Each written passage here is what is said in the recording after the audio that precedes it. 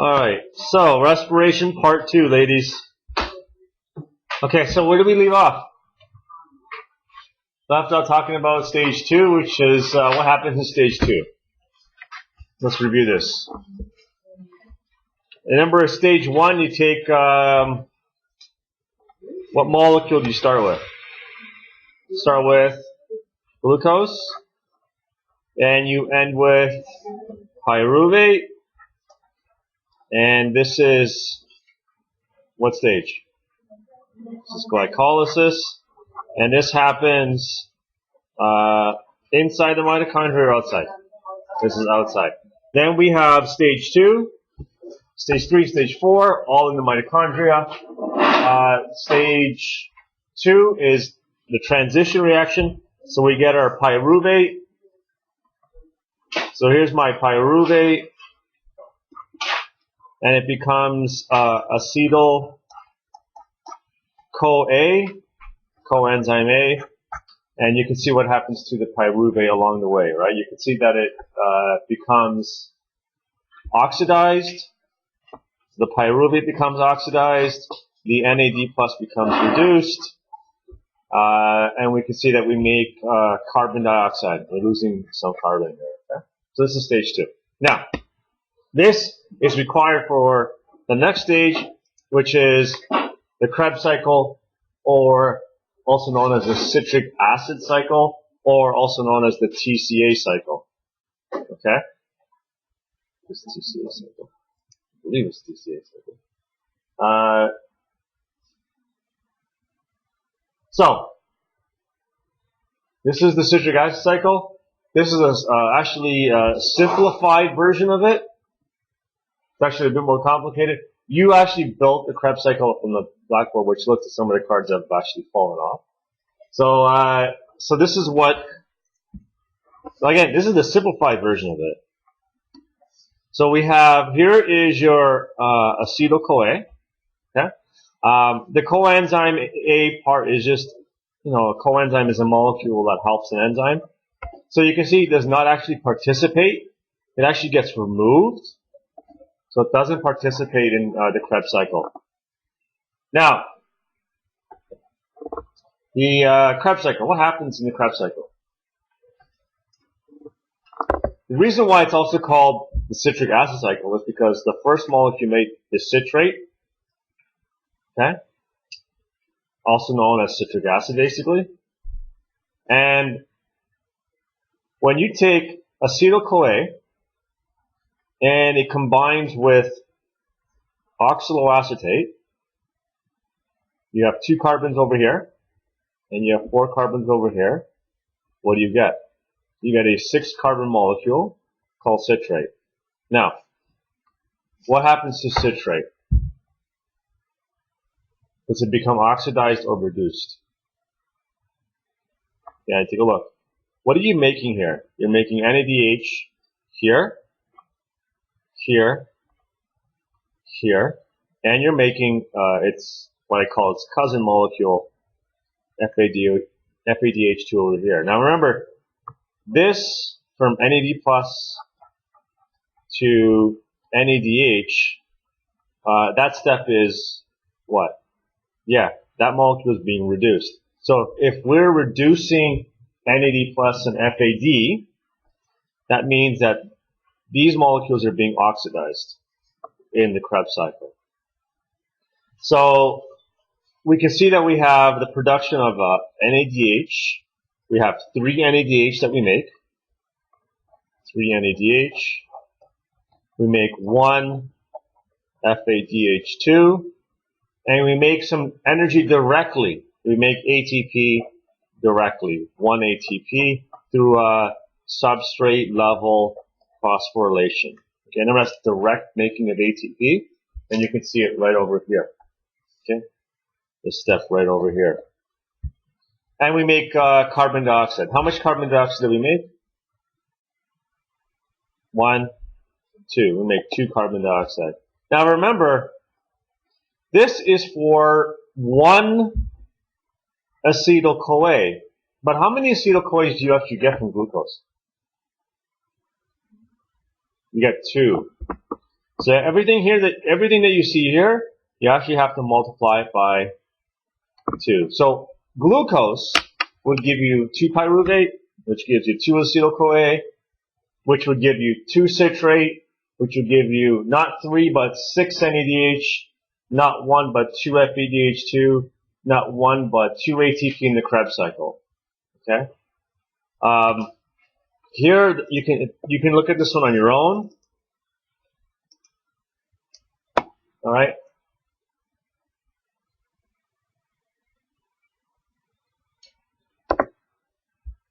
But I think TCA cycle is another name for the Calvin cycle. I don't know why I'm forgetting this right now. Anyways, don't worry about it. Either known as a Kreb cycle or a citric acid cycle. I believe TCA is for the photosynthesis, which we'll study in the next chapter. Okay, so here's the Kreb cycle. This is a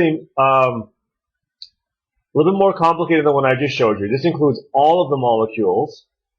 Okay, so you can see we still have most of the molecules there. So here's our citrate over here, but then we have all of them. Now these are the ones that you should probably have up on your board. Okay, and you don't have to memorize these because you'll have them up on the board, so you don't have to worry about that. But if you ever did, I would suggest you come up with some sort of a scheme to allow you to remember it. So the one I came up with, now remember this is alpha. Alpha I use as A.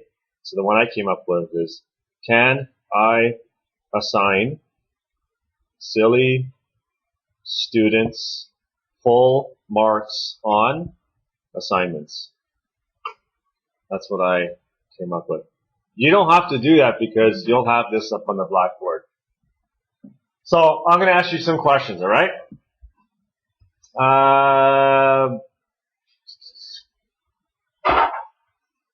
What do you think, or sorry, where do you think malate dehydrogenase works? So there's an enzyme in the Kreb cycle called malate dehydrogenase. Where do you think it works?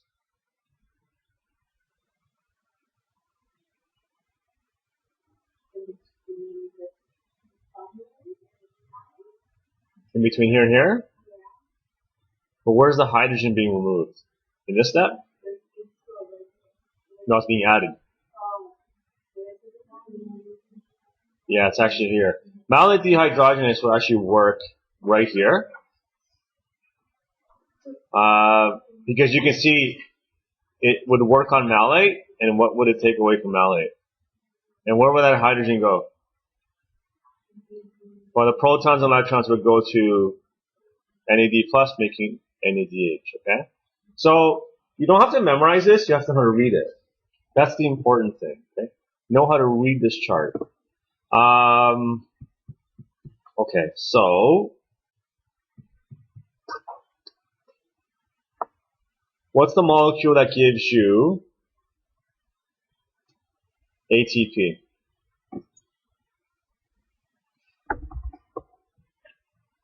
Well, where's the step where you get ATP, and what's the molecule that gives it to you? So where do you see the production of ATP? It's right over here, right? So what's the molecule that gives you? Just follow. Is it succinate? Or is it succinyl-CoA? It's this one. This molecule, right over here, becomes succinate, and in the process, what do you get?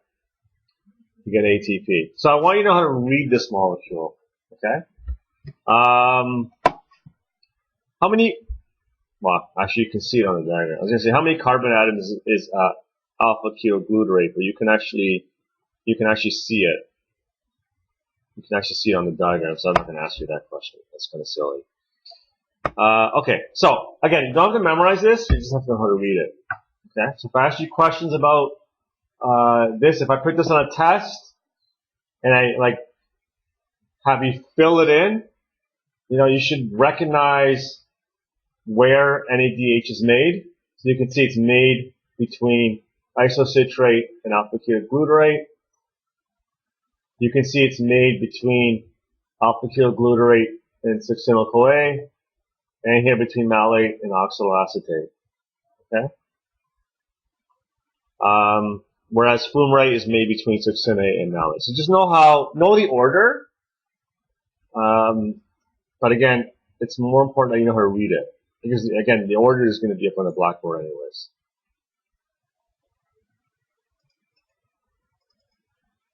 Okay. So that's the Kreb cycle. Alright? So like for example, know how to read it. So what do you think succinate dehydrogenase does? Where would it work? If I looked at this chart, where would it work? It would work right here. It would work on this molecule. And what would it take away from that? Hydrogen. Okay? To form FADH2.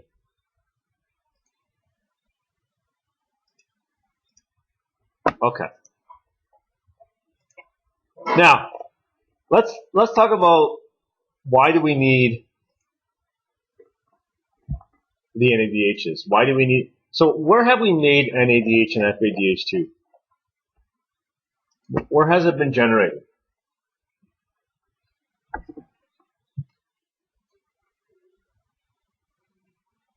Was it made in stage 1? How many NADH or FADH2 did we make in stage 1? Yeah, we made 2. How about in stage 2? 2. Most of it was made in stage 3, the Kreb cycle or citric acid cycle. We made 6 NADH and what? 2 FADH2. Now, the question is, we know that respiration's job is to make energy. What's the point of making NADH and FADH2? How does that represent energy? Okay, so I'm going to show you first a diagram. Okay, here's a diagram, and you can see that in this diagram we are using up NADH and FADH2. So you can see it right here. So here's my NADH. Here is my FADH2. Now what we're going to do is we're going to try to figure out, okay, what's going on in this diagram? What's the logic of this diagram? So I'm going to show you this first. Okay? This diagram, believe it or not, is, I know it doesn't look as nice, is the same as this. Okay? You know the little purple blobs that you saw?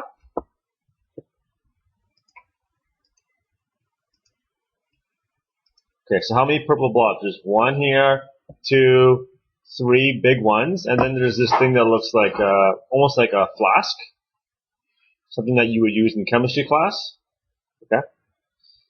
These 3 things over here and this actually correspond to, I'll show you right now, this. Oh, let me just corresponds to this, this, and this thing. Okay? Now, this, remember, where are we right now? What organelle are we in? This is the mitochondria. So what I'm going to show you is actually occurring in a part of the mitochondria. I'll scroll up here so you can see it. It's actually occurring in here. It's actually occurring in the walls of what's known as the inner membrane. So those things I just showed you, they live in these walls. They live in these walls. Okay? And this is stage 4. So stage 4 is actually occurring in the walls of the inner membrane. Okay? Now, the mitochondria is a double membrane organelle. So this is outside the mitochondria. Okay? This is the cytoplasm.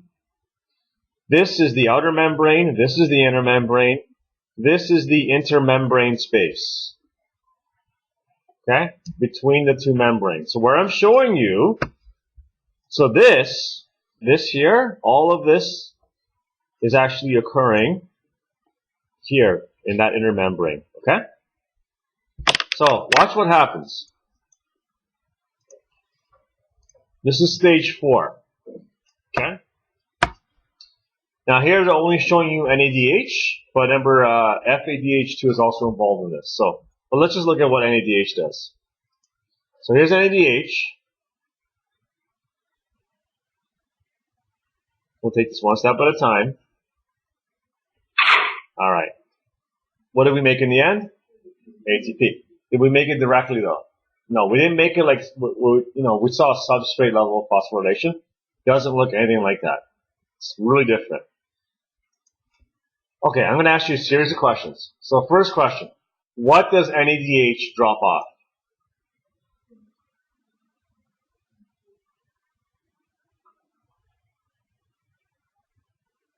What did it drop off? Take a look at it. What does NADH drop off? And you can actually see it go through this, and you can actually see them go this way. What does it drop off? Take a look. 2 electrons and protons, right? Now, what traveled through this? The electrons do, right? The electrons travel through the system, and the protons go which way? They almost look like electrons and protons are traveling perpendicular to each other, right? The electrons are going this way, and the protons are going this way. Now remember, what is this? What is this? It's the inner membrane. Remember the mitochondria has got 2 membranes? This is the inner membrane. So where are all of those protons going? They're accumulating in here. This is where they're accumulating, in here. Right? They're being moved. So the electrons are traveling through, but the protons are going this way, and they're accumulating in this space. That's why in this diagram you'll notice that there's a lot of protons sandwiched in between. Now remember, what's stage 4 called? The electron transport chain. Why do you think it's called the electron transport chain? What are we transporting? You can see electrons are being transported, right? Okay. All right. Now, next question. Now you cannot see this in the animation. What do you think the name of this first thing is? Look at what it does to NADH. What does it remove from NADH? And protons, right? So what do you think that enzyme is called?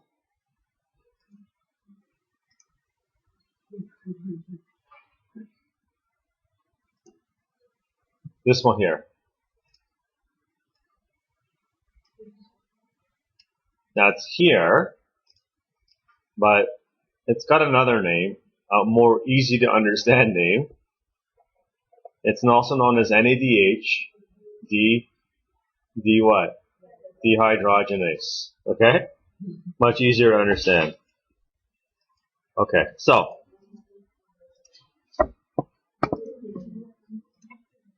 Alright, now. So listen to what we notice, okay?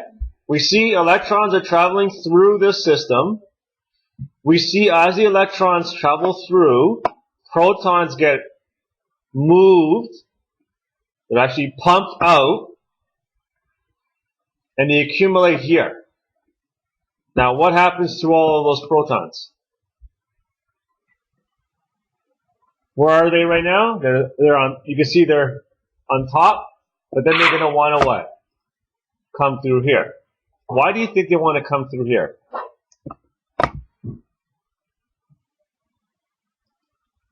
Take a look at the diagram.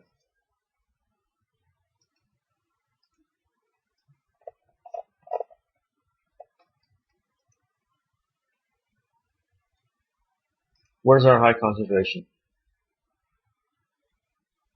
Where do you see a lot of them? In here, right?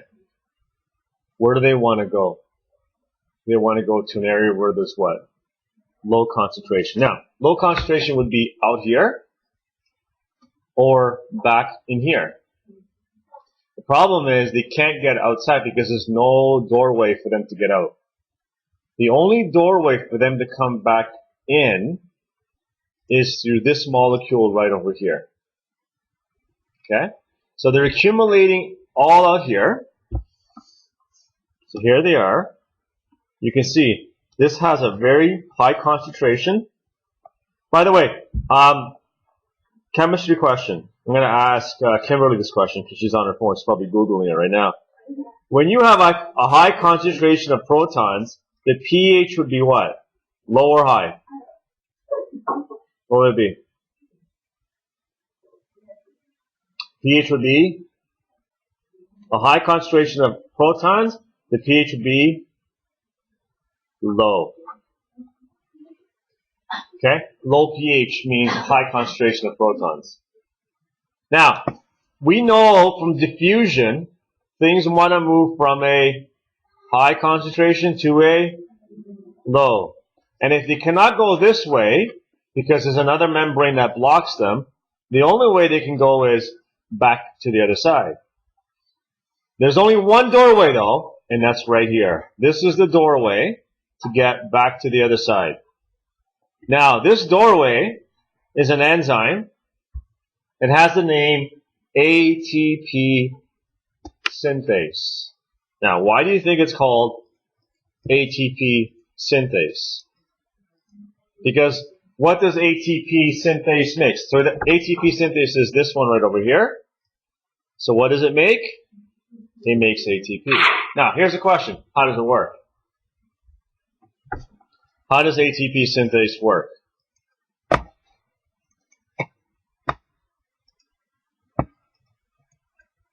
So you tell me how it works by looking at this animation.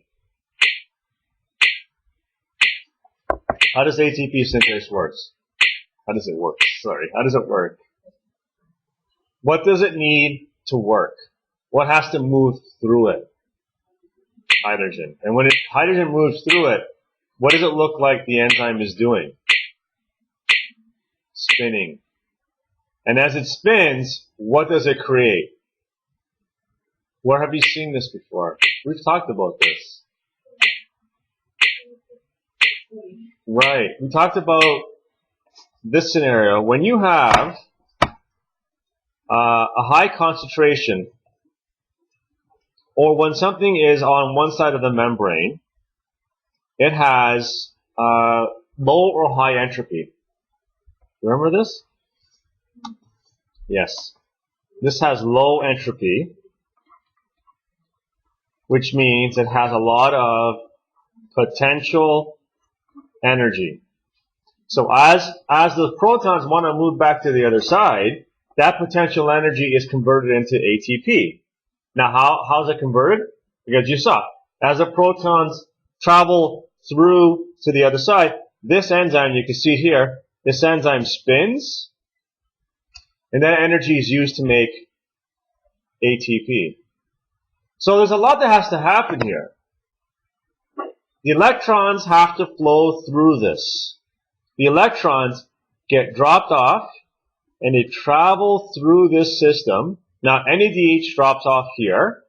FADH2 drops off over here. So just a different binding site. Okay? But the electrons have to travel through this system, because as the electrons travel through the system, these things over here, these are proton pumps. So here's a proton pump, here's a proton pump, here's a proton pump. I know they're proton pumps because look what they're pumping out. Pumping out what? Protons. For them to work, they need energy. The energy comes from the movement of electrons. Okay? So the movement of electrons powers the proton pumps. The proton pumps build this, which is the proton gradient. Okay, this is the proton gradient. The proton gradient has a high concentration of protons. That represents a lot of potential energy. Those protons are going to want to move back to the other side. And when they move to the other side, they power this enzyme to make ATP. Remember we talked about you can't make energy, you can only what? Convert it from one form to another. That's what you're seeing here. Let's start from the beginning. Where did all this start? With glucose. What did we do to the glucose? What did we take away from it? We took away hydrogen from it, right? Where did the hydrogen go? What molecule? NADH or FADH2. So the first step is to make these two molecules from glucose, taking away the hydrogen from the glucose to make these two molecules. Then the hydrogen gets split into electrons and protons. The electrons travel through the system, which powers the proton pumps to pump the protons out. That's an energy transfer. Then we make a proton gradient. That's potential energy. That powers the ATP synthase enzyme to make ATP. That's another energy transfer. What would happen if the electrons didn't flow? What would happen if the electrons did not move through this system? What wouldn't you get? Because if you look at the animation, what happens first? For the protons to move up or across the membrane, what has to flow through this system? The electrons. So what would happen? Simple question. What happens if the electrons don't move through?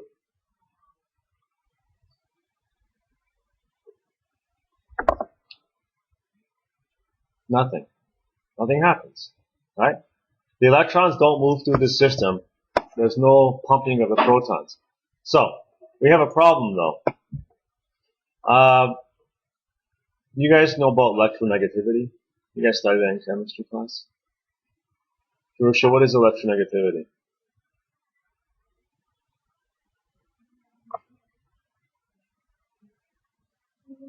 It's a measurement of the attractiveness between a molecule and what? And an electron, right? So if something has a really high electronegativity, it tends to want that electron. So the way the electrons move through this system is actually because of electronegativity. So if you look at this diagram, which is a big mess right now, the reason why the electrons move from NADH to here, to here, to here, to here, is because the next molecule has a higher electronegativity. So it takes the electron from the previous molecule. So this molecule has a higher electronegativity than this one. And then this one has a higher electronegativity than this one. And this one has a higher electronegativity than this one. So you get like this tug of war, where the next molecule has a stronger pull on the electrons, which pulls the electrons all the way to this molecule over here, which, by the way, is known as cytochrome C oxidase. It's one of the enzymes that you have to put on your chart. So, where do all the electrons get stuck then?